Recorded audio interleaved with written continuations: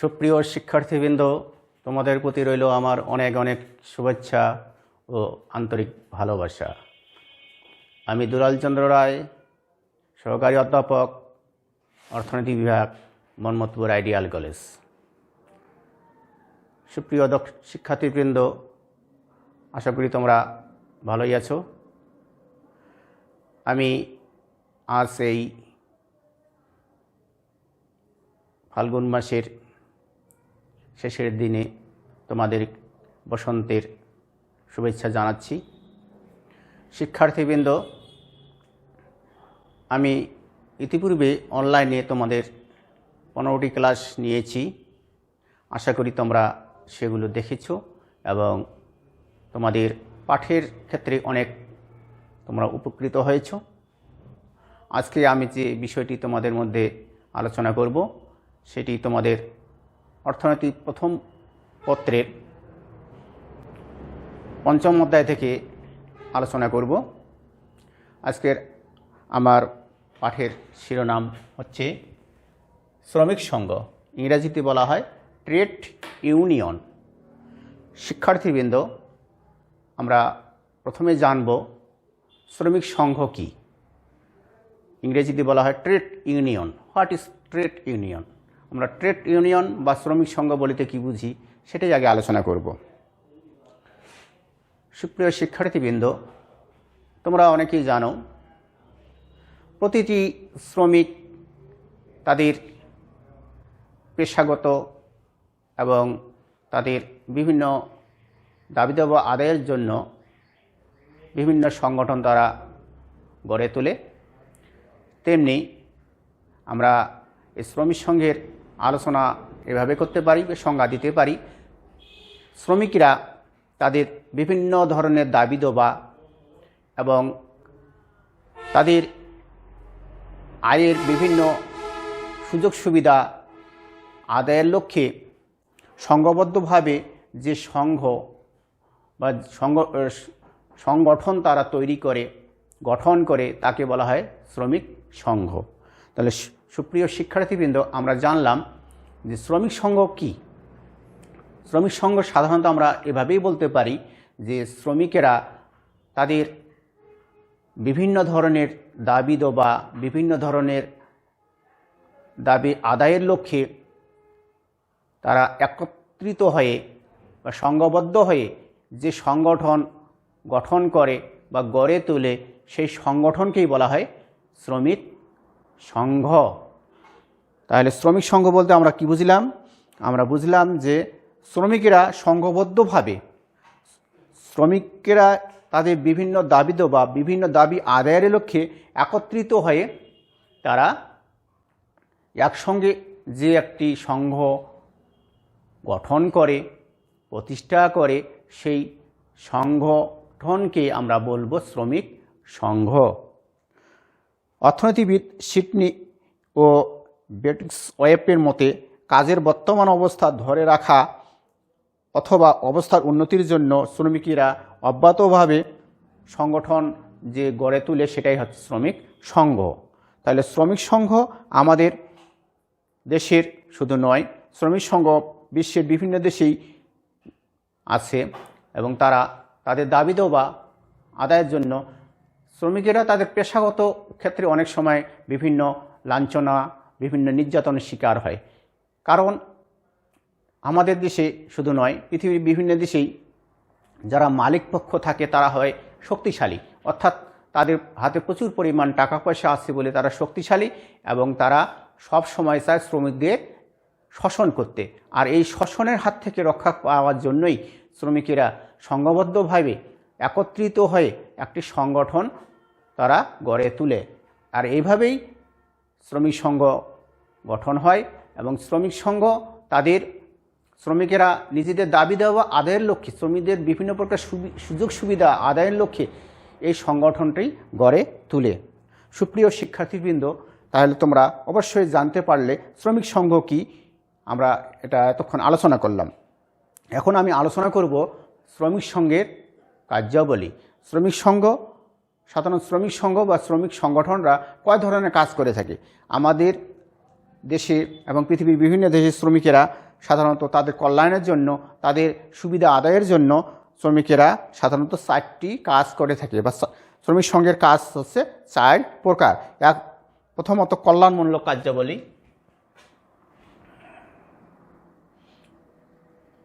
কল্যাণমূলক কার্যাবলী। শ্রমিকেরা কল্যাণমূলক বা শ্রমিক সংঘ তাদের কল্যাণমূলক কাজ করে থাকে। শ্রমিক সংঘ শ্রমিকদের বিভিন্ন কল্যাণে কাজ করে থাকে। দ্বিতীয়ত সংগ্রামী কার্যাবলী, সংগ্রামী কার্যাবলী। শ্রমিকেরা বিভিন্ন ধরনের দাবি দাবা আদায়ের জন্য একত্রিতভাবে সংগ্রামমূলক কিছু কাজ করে থাকে। এটা একজন শ্রমিকের পক্ষে লড়াই করা সম্ভব হয় না, এজন্য সংঘবদ্ধভাবেই শ্রমিক সংঘ গঠন করি তারা বিভিন্ন দাবি দাবা করার জন্য, দাবি দাবা আদায়ের লক্ষ্যে সংগ্রামমূলক কাজ করে থাকে। তৃতীয়ত রাজনৈতিক কার্যাবলী, রাজনৈতিক কার্যাবলী। রাজনৈতিক কার্যাবলী, শ্রমিক সংঘ রাজনৈতিক কার্যাবলীও করে থাকে। 4 নম্বর হচ্ছে আমাদের শ্রমিক সংগঠন সাধারণত আপোষমূলক কার্যাবলী করে থাকে। আপোষমূলক কার্যাবলী। শ্রমিক সংগঠন বা শ্রমিক সংঘ যদি বিভিন্ন ধরনের বিশৃঙ্খলা, বিভিন্ন ধরনের অরাজকতা এবং বিভিন্ন ধরনের যে সমস্যা যদি তৈরি হয়ে থাকে, তখন শ্রমিক সংগঠনটি আমাদের বিভিন্ন সময় এই আপোষমূলক কার্যাবলী করে থাকে। তাহলে সুপ্রিয় শিক্ষার্থীবৃন্দ, আমরা শ্রমিক সংঘের কার্যাবলী দেখলাম 4 প্রকার। প্রথমত কল্যাণমূলক কার্যাবলী, দ্বিতীয়ত সংগ্রামমূলক কার্যাবলী, তৃতীয়ত রাজনৈতিক কার্যাবলী, চতুর্থ হচ্ছে আপোষমূলক কার্যাবলী। এখন আলোচনা করব এই যে 4 প্রকার কার্যাবলী শ্রমিক সংঘের, এই কার্যাবলীর মধ্যে আবার কিছু সাব পয়েন্ট আছে। যেমন 1 নম্বরে রয়েছে কল্যাণমূলক কার্যাবলী। এই কল্যাণমূলক কার্যাবলীর এটা যদি আমরা বলি, তাহলে আমরা এখানে শ্রমিক সংঘ কল্যাণমূলক কার্যাবলীর মধ্যে কাজ করে থাকেন। শ্রমিকেরা বিভিন্ন সময় বিভিন্নভাবেই অসুবিধায় পড়ে, তাদেরকে এই অসুবিধা থেকে রক্ষা করার জন্য শ্রমিক সংঘ কিছু কাজ করে থাকে। যেমন শিক্ষা ব্যবস্থা।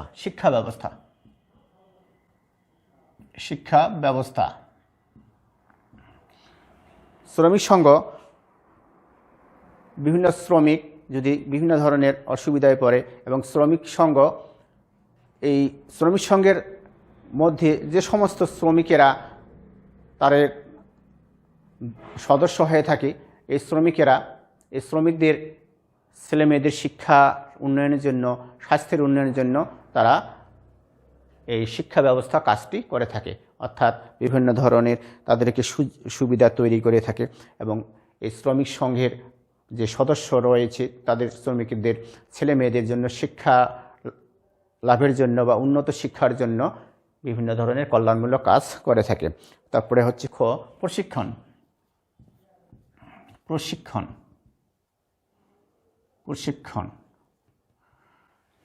শ্রমিক সংঘ আমাদের এই শ্রমিকদের দক্ষতার উন্নয়নের জন্য বিভিন্ন ধরনের শ্রমিকের ব্যবস্থা করে থাকে, প্রশিক্ষণের ব্যবস্থা করে থাকে। অর্থাৎ শ্রমিকদের উন্নয়নের জন্য, শ্রমিকদের দক্ষতা বৃদ্ধির জন্য আমাদের কি করে থাকে শ্রমিক সংঘ? আমাদের প্রশিক্ষণের ব্যবস্থা করে থাকে। বিভিন্ন ধরনের প্রশিক্ষণের মাধ্যমে শ্রমিকদের দক্ষতা উন্নয়নের জন্য প্রশিক্ষণের ব্যবস্থা করে থাকে। শ্রমিক সংঘ চিকিৎসার ব্যবস্থা করে থাকে।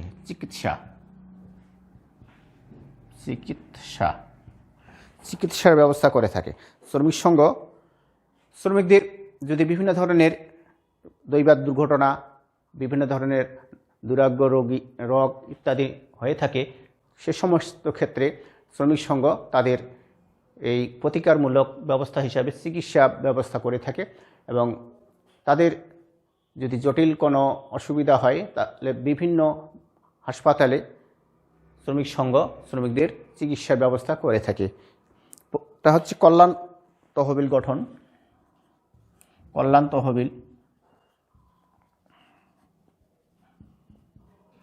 তহবিল গঠন। শ্রমিক সংঘ শ্রমিকদের ভবিষ্যতে কল্যাণের জন্য কাজ করে থাকে, আর সে লক্ষ্যে শ্রমিকদের কল্যাণের জন্য কল্যাণ তহবিল গঠন করে থাকে। অর্থাৎ শ্রমিকদের বিভিন্ন ভবিষ্যতে যদি কোনো প্রকার অসুবিধায় পড়ে তাদেরকে এই কল্যাণ তহবিল থেকে তাদের আর্থিক সুবিধা দিয়ে থাকে। পরের যে কাজটি সেটা হচ্ছে চিত্র বিনোদনের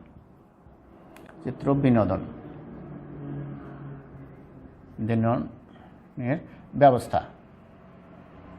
শ্রমিক সংঘ শ্রমিকদের কাজের পাশাপাশি বিভিন্ন ধরনের চিত্র বিনোদনের ব্যবস্থা করে থাকে এবং সে লক্ষ্যে তাদেরকে বিভিন্ন ধরনের চিত্রমূলক ব্যবস্থার জন্য তাদের কী করে থাকে, তাদের সদস্যের ক্লাব, পাঠাগার, শরীরচর্চা কেন্দ্র ইত্যাদি গঠনের মাধ্যমে তাদেরকে চিত্র বিনোদনের মাধ্যমে তাদের পেশাগত অনেক সময় কাজের যখন অবসাদ লাগে তখন তাদেরকে উজ্জীবিত করার জন্য চিত্র বিনোদনের একান্ত প্রয়োজন। এই চিত্র বিনোদনের ব্যবস্থা শ্রমিক সংঘ করে থাকে। এইভাবেই শ্রমিক সংঘ শ্রমিকদের কল্যাণমূলক কাজ করে থাকে। এরপর আসতেছে সংগ্রামী কাজ।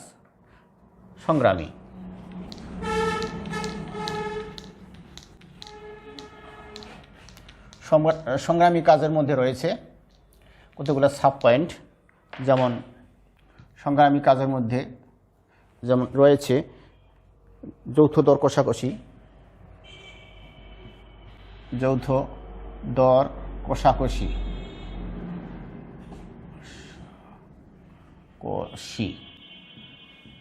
শ্রমিক সংঘ শ্রমিকদের দাবি দাবা আদায়ের জন্য মালিক পক্ষের সঙ্গে দর কষাকষি করে থাকে যৌথভাবে। শ্রমিক নেতা যারা রয়েছে তারা সব সময় শ্রমিকদের সাথে কাজ করে থাকে। শ্রমিকরা কীভাবে উপকৃত হয়, কীভাবে আর্থিকভাবে লাভবান হয়, সেই লক্ষ্যে শ্রমিক সংঘ মালিক পক্ষের সঙ্গে দর কষাকষি করেই কোনো শ্রমিকদের মজুরি বৃদ্ধি করার চেষ্টা করে থাকে। এভাবেই শ্রমিক সংঘ যৌথ দর কষাকষির মাধ্যমেই শ্রমিকদের দাবি দাবা আদায় করে থাকে। এরপরেরটি হচ্ছে কাজের শর্তাবলীর উন্নয়ন। কাজের শর্তাবলীর উন্নয়ন অর্থাৎ শ্রমিকরা যাতে বিভিন্ন কঠোরভাবে এবং অনেক সময় ধরে কাজ না করে এবং শ্রমিকরা যাতে তাদের স্বাস্থ্য সমস্তভাবে কাজ করে থাকে, সেই বিভিন্ন সত্তরগুলোর উন্নয়নের জন্য তারা কাজ করে থাকে। এই কাজের সত্তর উন্নয়নের জন্য যারা বিভিন্ন ধরনের যে সুবিধাগুলো তাদের আদায় করতে পারে, যেমন তাদের বোনাস, পেনশন ঝুঁকি এবং কাজের সময়সীমা এগুলো নির্ধারণ করে থাকে। এই শ্রমিক সংঘ শ্রমিকদের এই সমস্ত দাবি আদায়ের লক্ষ্যেই তারা কাজের শর্তাবলীর উন্নয়নে কাজ করে থাকে। গ চাকুরির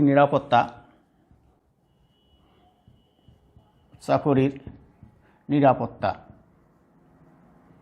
শ্রমিক সংঘ শ্রমিকদের চাকরির নিরাপত্তা সংক্রান্ত কাজ করে থাকে, যাতে করে অকারণে কোনো শ্রমিকের ছাঁটাই না হয়, কোনো শ্রমিকদের বাদ দেওয়া না হয়, এই লক্ষ্যেই শ্রমিক সংঘ কাজ করে থাকে। পরেরটি হচ্ছে শোষণ নির্যাতন বন্ধ। শোষণ ও